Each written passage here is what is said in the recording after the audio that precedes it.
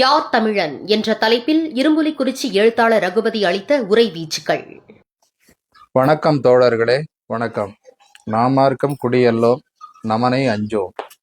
நான் இரும்புலிக்குறிச்சி எழுத்தாளர் மற்றும் கவிஞர் ரகுபதி பேசுகிறேன்.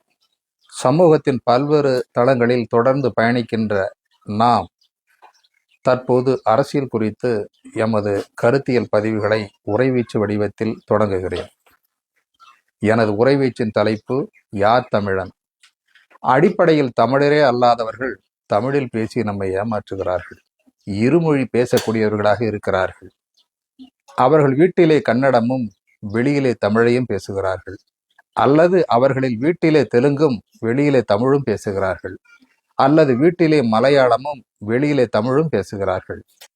நம்மை சாதிகளை துறக்கச் சொன்னார்கள். நாம் சாதிகளை துறந்து சமத்துவம் பேசினோம். ஆனால் அவர்கள் தங்களின் சாதிகளை மறைத்து கொண்டார்கள். தங்களின் இனத்தை, அரசியல் அதிகாரத்தை நோக்கி நகர்த்தினார்கள்.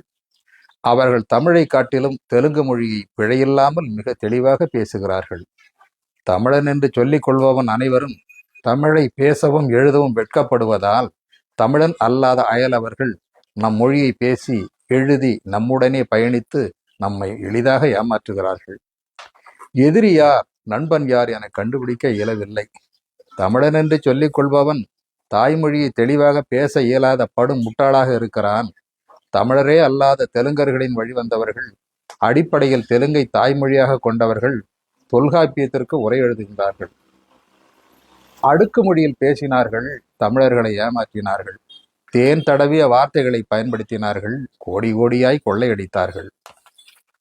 ஒருபுறம் திருக்குறளின் கள்ளுண்ணாமை அதிகாரத்திற்கு உரை எழுதி கொண்டே மறுபுறம் கள்ளுக்கடைகளையும் சாராய கடைகளையும் திறந்து தமிழர்களின் அடிப்படை போர்க்குணத்தை அழித்தார்கள்.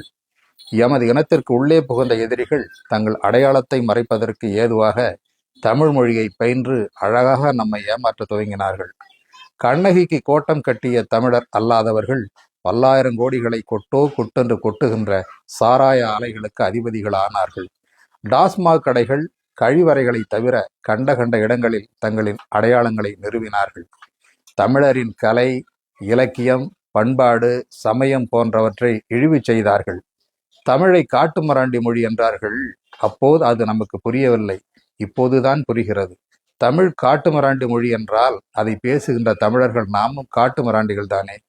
உலக நீதியை பற்றி பேசுகின்ற குரலை மலம் என்றார்கள்.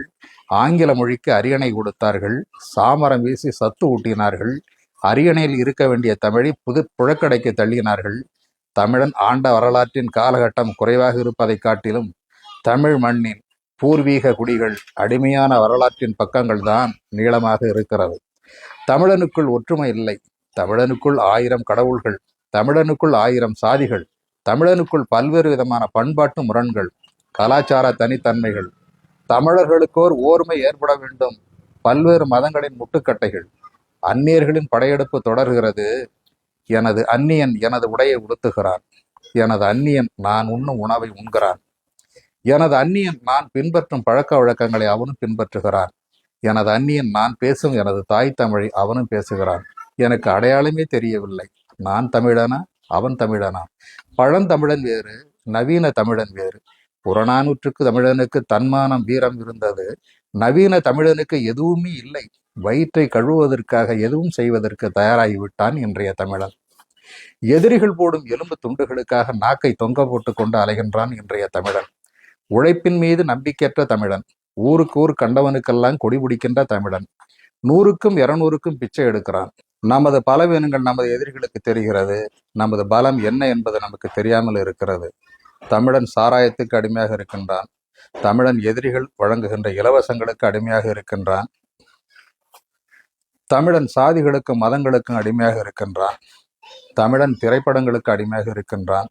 தமிழன் திரைப்பட நடிகர்களுக்காக உயிரையே கொடுக்கின்றான். தமிழன் தொலைக்காட்சிகளின் தொடர்களுக்கு அடிமையாக இருக்கின்றான்.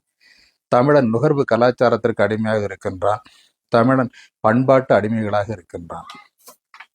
மொத்தத்தில் தமிழன் அரசியல் அடிமையாக இருக்கின்றான். அயலவன் எமது நிலத்தில் அரியணையில் இருக்கின்றான். தூற்ற வேண்டியது அயலவனை அல்ல, தமிழனைத்தான். அரசியல் அதிகாரமற்ற பெரும் தேசிய இனம் அடிமை இனமாய் இருக்கும் வரை ஒடுக்குபவனுக்கும் சுரண்டுபவனுக்கும் காலம் சாதகமாக இருக்கிறது. விழுந்து கிடப்பவன் வீதிக்கு வந்து போராட துணிந்தால் ஆட்சியும் அதிகாரமும் கைவசப்படும். தமிழன் அரசு ஆழ்வான். தமிழ் மொழி ஆட்சி கட்டிலில் அமரும். ஒழிக அரசியல் மூடத்தனம், எழுக தமிழ் தேசியனம். நன்றி, வணக்கம்.